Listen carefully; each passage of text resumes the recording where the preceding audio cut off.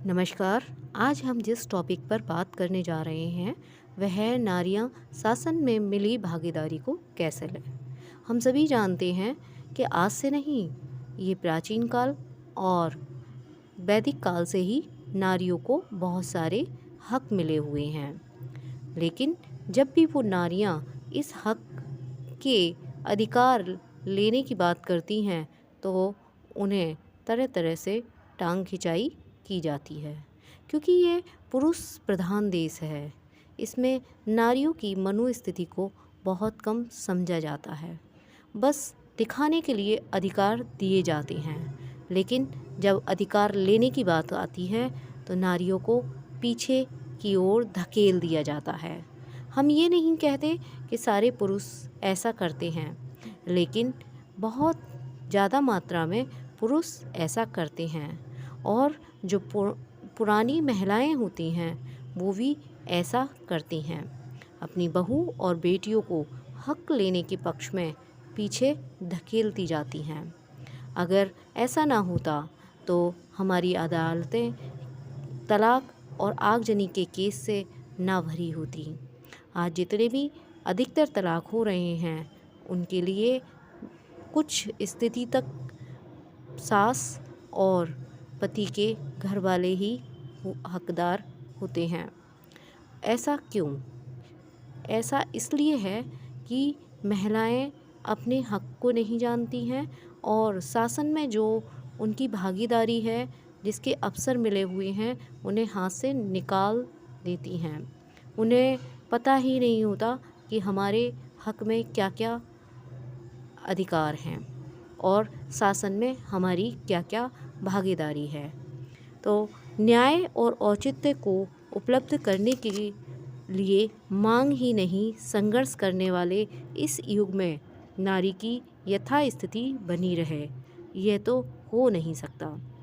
समय ने अनेक प्रसंगों में अनेक स्तर के परिवर्तन करने के लिए बाध्य कर दिया है।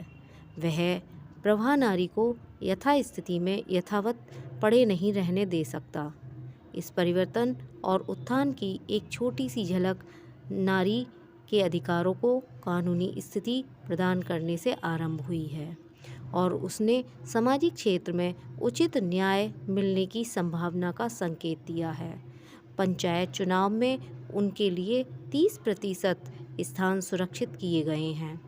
यह स्तर प्रांतीय केंद्रीय शासन सभाओं में भी प्राप्त होगा। इस आधार पर उमड़े हुए उत्साह ने नर और नारी दोनों को प्रभावित किया है।